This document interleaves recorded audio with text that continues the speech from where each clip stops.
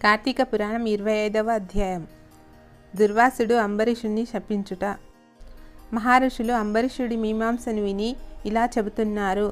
ఓ అంబరీష, పూర్వజన్మలో నీవు చేసిన కొద్దిపాటి పాపం వల్ల ఈ అవస్థ వచ్చింది.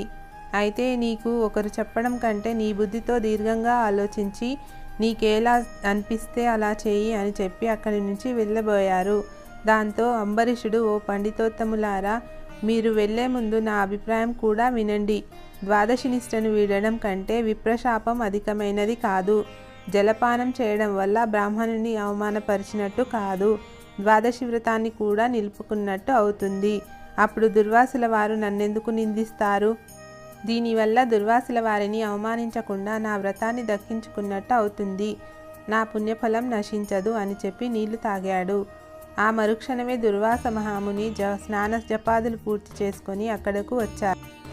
వచ్చిన వెంటనే ఆ ముని మహారౌద్రకారుడై కళ్ళ వెంట నిప్పు కక్కుతూ, ఓరి మదాంద, నన్ను భోజనానికి పిలిచి నేను రాకుండానే నీవు ఎలా తింటావు? ఎంత దుర్మార్గం! ఎంతటి ధర్మ పరిత్యాగివి! అతిథికి అన్నం పెడతానని ఆశ చూపించి నాకు పెట్టకుండా నీవు తినగలవా? అలా తినేవాడు మాలభక్షకుడవుతాడు. అలాంటి అధముడు మరుజన్మలో పురుగై పుడతాడు. నీవు భోజనానికి బదులు జలపానం చేశావు, అది కూడా భోజనంతో సమానమైనదే.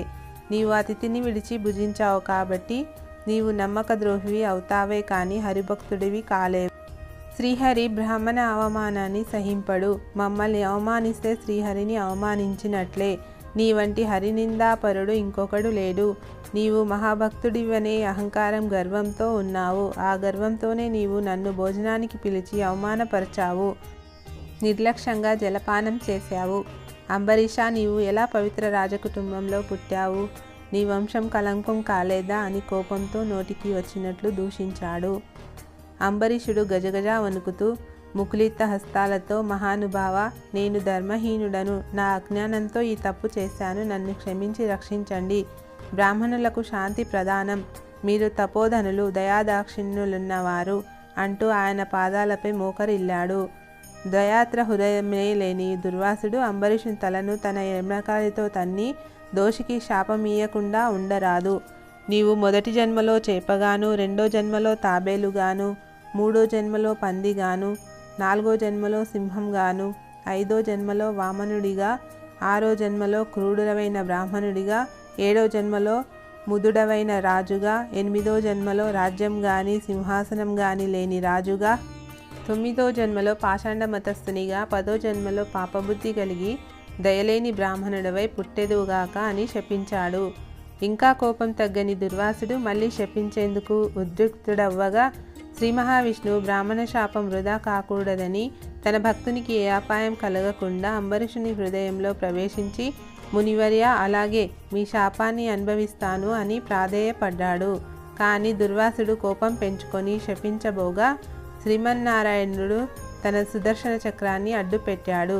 ఆ సుదర్శనం ముక్కోటి సూర్యప్రభలతో అగ్నిజ్వాలలు కక్కుతూ దుర్వాసుడిపై పడబోయింది. అంతటా దుర్వాసుడు ఆ చక్రం తనను మసిచేయడం తథ్యమని భావించి పరుగు ప్రారంభించాడు. మహా తేజస్సుతో ఆ చక్రాయుధం దుర్వాసుడిని తరమసాగింది. దుర్వాసుడు తనను కాపాడమని భూలోకంలో ఉన్న మహామునులు, దేవలోకంలో దేవేంద్రుణ్ణి, బ్రహ్మలోకంలో బ్రహ్మదేవుని, కైలాసంలో శివుని, ఇలా కనిపించిన దేవతలందరినీ ప్రార్థింపసాగాడు. వారెవ్వరూ చక్రాయుధం నుంచి దుర్వాసుడిని కాపాడే సాహసం చేయలేదు. శ్రీ స్కాంద పురాంతర్గత వశిష్ఠోప్రోక్త కార్తీక మహత్యంలోని 25వ అధ్యాయం 25వ రోజు పారాయణం సమాప్తం.